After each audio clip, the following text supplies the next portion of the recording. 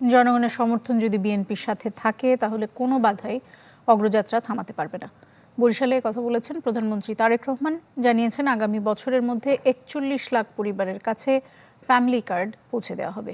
এদিন সেনাবাহিনীর গ্রীষ্মকালীন প্রশিক্ষণ মহড়াও পরিদর্শন করেন প্রধানমন্ত্রী। সক্রিয় মৌসুমী বায়ুর কারণে দেশজুড়ে টানা বৃষ্টি।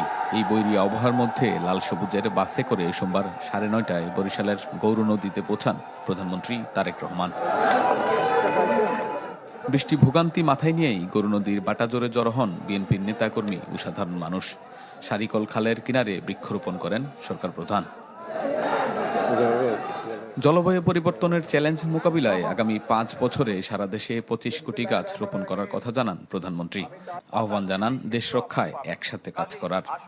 আমরা যদি আমাদের এলাকাটাকে সুন্দর করতে চাই, আমরা যদি আমাদের দেশটাকে সুন্দর করতে চাই, তাহলে অবশ্যই আমাদেরকে এই গাছের যত্ন নিতে হবে, বৃক্ষরোপণ করতে হবে। পরে বাটাজোর সরকারি প্রাথমিক বিদ্যালয় মাঠে ফ্যামিলি কার্ডের উপকারভোগীদের সাথে মতবিনিময়ে অংশ নেন তারেক রহমান। বলেন আগামী বছরের মধ্যে ৪১ লাখ পরিবারের মাঝে ফ্যামিলি কার্ড পৌঁছাবে সরকার। আগামী জুন পর্যন্ত সারা বাংলাদেশে আমরা ৪১ লক্ষ পরিবার দিব, পরিবারের হাতে ফ্যামিলি কার্ড পৌঁছে দিব। সেই হিসেবে সারা বাংলাদেশের প্রত্যেকটি উপজেলায় আমরা ৭,০০০ পরিবারের কাছে গড়ে আমরা ফ্যামিলি কার্ড পৌঁছে দিব। যতক্ষণ বিএনপির পাশে জনগণ থাকবে, বিএনপি কোনো বাধা মানবে না। বিএনপি দেশকে ইনশাল্লাহ সামনের দিকে এগিয়ে নিয়ে যাবে।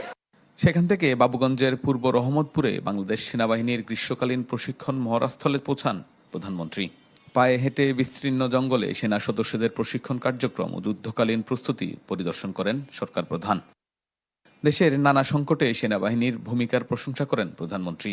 জানান বাহিনীটির সক্ষমতা বৃদ্ধি ও আধুনিকায়নে প্রয়োজনীয় উদ্যোগ নেবে সরকার।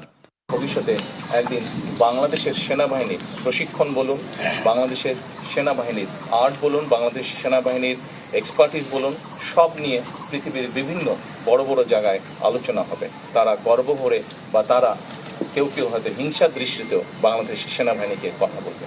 আমরা সেই দিনের অপেক্ষা করছি। পরে বরিশাল সিটি কর্পোরেশনের 30 গোডাউন বধ্যভূমি সংলগ্ন সাগরদী খালের পাশে গাছ লাগিয়ে বৃক্ষরোপণ কর্মসূচির উদ্বোধন করেন প্রধানমন্ত্রী। চলতি বছরে বরিশালে এসেছিলেন ভোট চাইতে, এবার আসলেন প্রধানমন্ত্রী হয়ে। অংশ নিলেন নানা কর্মসূচিতে, জানালেন আগামীর বাংলাদেশ নিয়ে তার পরিকল্পনা এবং ভাবনার কথা। আর স্থানীয়দের প্রত্যাশা, প্রধানমন্ত্রীর সফরের মধ্য দিয়ে দীর্ঘদিন ধরে অবহেলিত দক্ষিণাঞ্চলের যে মেগা প্রকল্পের কাজ সেটি অনেকটাই গতি পাবে। শাহনেওয়াজ বাবলু, চ্যানেল 24, বরিশাল।